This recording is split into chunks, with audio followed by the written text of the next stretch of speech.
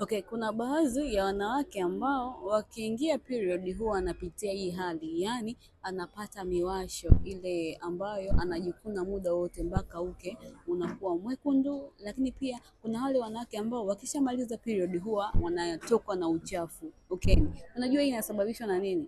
Twende pamoja utapata kuelewa kwamba unaweza ukawa pedi unayotumia hauendani nayo, yani imekukataa, na ndio maana inapelekea hiyo sababu. Lakini pia huenda yaweza kuwa pedi unayotumia unapata hemorrhage, kwa hiyo unatakiwa ubadilishe hiyo pedi. Lakini pia yaweza kuwa kuna maambukizi ya bakteria wabaya kwenye via vya uzazi, na ndio maana ukiingia period au ukimaliza unapitia hivi vipindi tofauti.